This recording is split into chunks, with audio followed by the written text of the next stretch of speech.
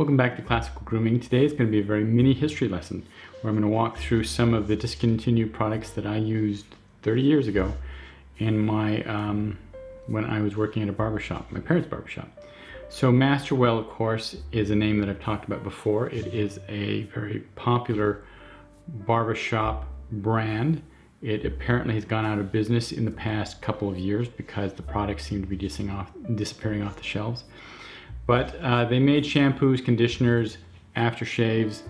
They were quite famous for their pomades, and it's a shame that they've disappeared. I'm hoping that someone will buy the brand and the recipes, the product recipes, I should say, because they were pretty good. Now this is an example of conditioner which is out. The quality of these products were like one step above VO5 and one step below, say, Redken or Paul Mitchell or anything like that. And they were affordable. So they worked pretty well. They were not top shelf products by any stretch. This bottle, as of 3 years ago when you could still buy it, excuse me, 2 years ago when you could still buy it, cost me about $6.50. And my personal view, it worked great for that price.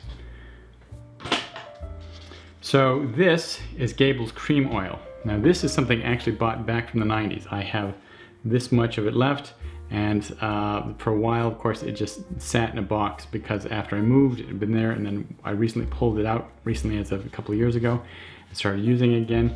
And Gable's cream oil is quite nice. I bought it because it smells good and it works great. It's a mineral oil product. It has water, mineral oil, stearic acid, triethanolamine, lanolin. So lanolin, some people have issues with that because they're allergic to it. Beeswax, boric acid, and fragrance. This is very much like wild root tonic. At least I've been told, because I've never actually used wild root tonic yet. That's like kind of on my list of things to try. It goes on very smooth. It's just like heavy cream, but of course sticky. The wax in there helps it adhere.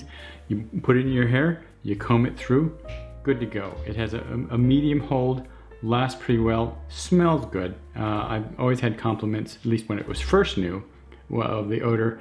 As it got older, of course, the smell was not quite as strong, but still pretty nice.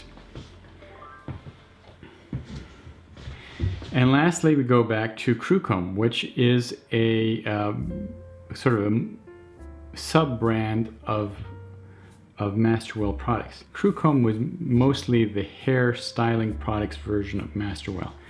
And of course you had the Grooming pomades and gels and everything. I loved their hairdressing. It smells wonderful. It's got a little bit of a spearmint, it's got some florals in there, and tonka bean, and it just smells really nice. And it worked about as well as the Gable's. So this one has water, mineral oil, lanolin, stearic acid, cetyl alcohol. This one actually has more conditioners than the Gable's does. So when it came to quality of the hairdressing, Masterwell was just a little bit of a notch above the Gable's. And again, I'm sorry to see this go. I have about half a bottle of this left, so I'll be nursing it along, and eventually it'll be gone. Again, medium hold. If you ever have the chance to buy any of these products, and you like kind of old style lotions and hair gels products, give them a try. They take a little longer to wash out because of the mineral oil, but I still think they're worth it. So I hope you enjoyed this little walk through history, and sometimes you can run across this stuff on eBay. If you're so inclined, check it out.